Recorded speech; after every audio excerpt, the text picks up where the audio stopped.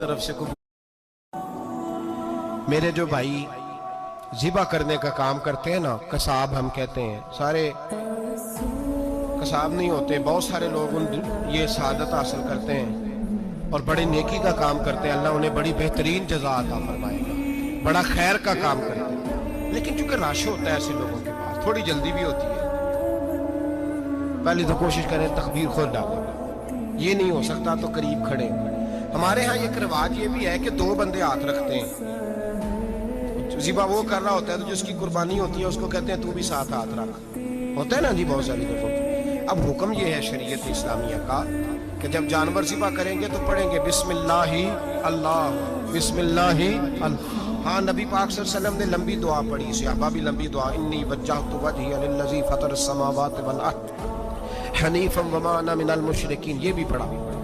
اور پھر میرے رسول پاک صلی اللہ علیہ وسلم نے یہ بھی کہا کہ اللہ میری طرف سے قبول فرما، میری امت میری اہل بیت کی طرف سے قبول فرما۔ صحابہ جب جانور ذبح کرنے لگتے پہلے یہ دعا پڑھتے، پھر کہتے اللہم تقبل منا کما تقبلتا خلیل کا ابراہیم علیہ السلام وتقبلتا حبیب کا محمد صلی اللہ علیہ وسلم، اے اللہ ہم سے بھی قبول فرما جیسے تو نے حضرت ابراہیم سے قبول فرمائی اور جیسے اپنے حبیب حضرت محمد صلی اللہ علیہ وسلم سے قبول۔ یہ ساری دعا پڑھیں اور جب جانور ذبح کرنے لگے تو پھر پڑھیں بسم اللہ اللہ، بسم اللہ اللہ۔ اچھا دو آدمیوں نے ہاتھ رکھا ہوا ہے، دو آدمیوں،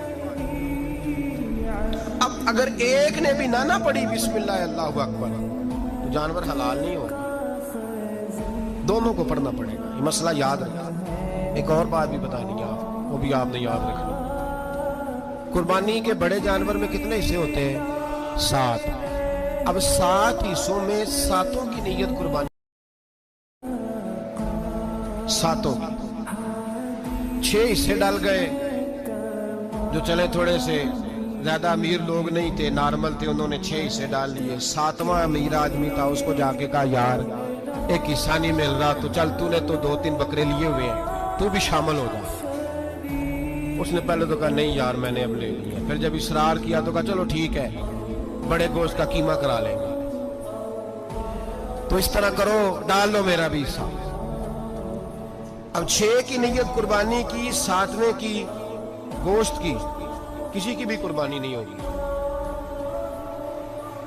گئے سارے۔ اب اس کے لیے شرط کیا ہے کہ اس کو بھی آپ، اصل میں ہمیں مسائل نہیں آتے، نہ ہم سیکھتے ہیں نہ پتہ کرتے ہیں، پھر خرابی ہوتی ہے۔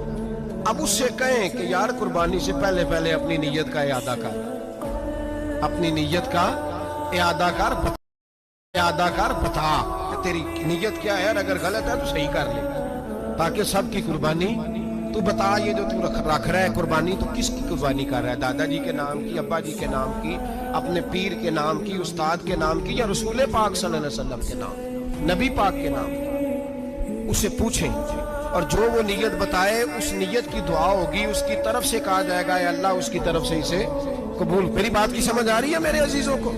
اور اس ارادے کے ساتھ قربانی، اگر ایک کی بھی نیت خراب ہو گئی تو مسئلہ بگڑ گیا۔ اس لیے ان مسائل کو، اور نبی پاک کے نام کی جو قربانی ہوگی، سبحان اللہ، میں کرامات کا زیادہ قائل نہیں، ہم کرامات کے نہیں کیفیات کے قائل ہیں، کیفیات کی، اور دین ویسے بھی لفظوں کا نام نہیں کیفیت کا نام ہے۔ میرے حساب فرمایا کرتے تھے ہم کرامت سے زیادہ کیفیت کے قائل ہیں۔ اگر مرید ساری زندگی کرامتیں سناتا رہے اور کبھی اسے اپنے ایک استادوں سے، ایک بزرگوں سے سنی ہے، میرا دل کرتا ہے وہ سنا دوں۔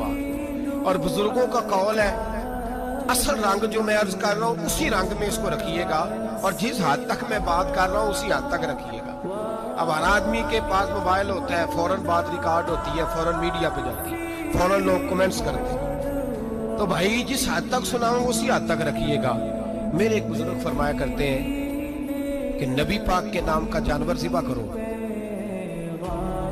اور وہ گوشت اس آدمی کو کھلاؤ جس کا حافظہ کمزور ہے، اللہ اسے وسیع حافظہ عطا فرمائے گا۔ اور فرمایا کرتے کہ میرا تجربہ ہے، نبی پاک کے نام کا جانور ذبح کرو اور جس آدمی سے کوئی گناہ نہیں نہ چھوٹتا، کسی گناہوں میں الجھ گیا ہے، اسے وہ والا گوشت کھلاؤ، اللہ اس کے دل میں نور پیدا فرمائے گا اور گناہ سے نفرت ہو جائے گی اسے۔ जो नबी पाक के नाम का जानवर हो।